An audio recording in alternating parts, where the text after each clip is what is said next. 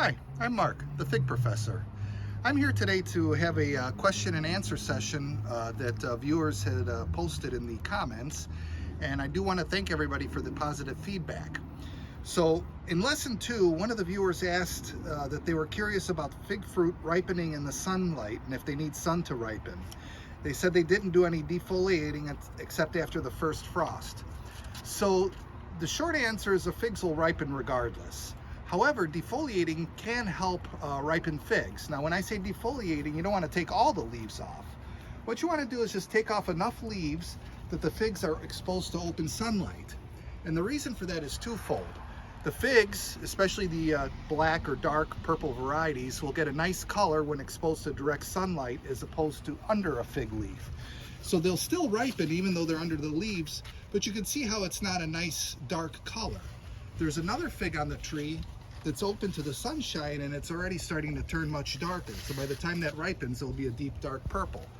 So defoliating not only changes the color of the fig and makes it a richer, deeper, dark color, it also speeds up the ripening process. Remember, figs are tropical trees. They like warmth and sunshine. So by putting on direct sunshine onto the figs, they will help speed the ripening process. Another viewer had asked, how late can we start an air layer in our climate? So here in the Chicagoland area, we are in the Midwest, and I do air layers typically throughout the growing season. Today is Saturday, August 3rd, and I will be doing actually an air layer sometime later this week. So the first air layer that I did in one of the earlier videos using the Ziploc method is probably the easiest way to do it. And to expand on that question, but let me answer the viewer question first, you're safe to do an air layer probably up until about the middle of August. After that, you're taking a bit of a risk because it does take time for the roots to grow and establish. I've made another air layer here using a plastic drink cup. So you can really use anything to make an air layer. Ziploc bag, drink cup. I'm gonna do another one using a plastic drinking bottle. The same method, cut it in half, make it hinged, fill with dirt, put it on a stem that would fit or it's the appropriate size. And there you have it. I'd like to share another little secret is with air layers, you want to make sure that the dirt is moist in the container so it will help grow the roots.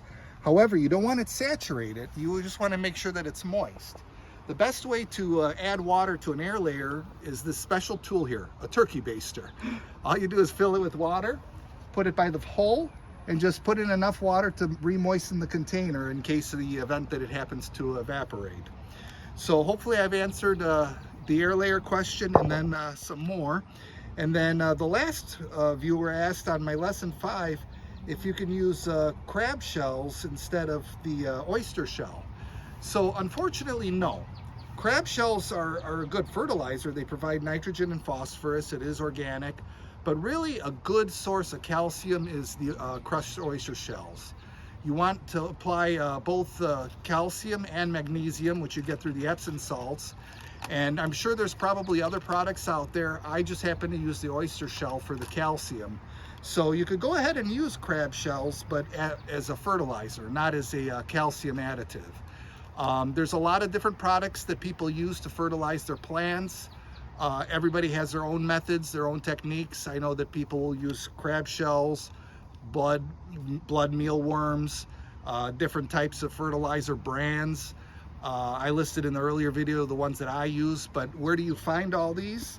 At any kind of local specialized nursery or garden center. Big box stores may or may not have the type of fertilizers that people are looking for, but if you go to a specialist nursery or a large nursery or garden center, they're the ones that would sell those types of items. Hopefully I've answered everybody's questions, and I look forward to making more videos that are informative and educational to help you guys grow figs and successfully in fruits. Thank you and have a good day.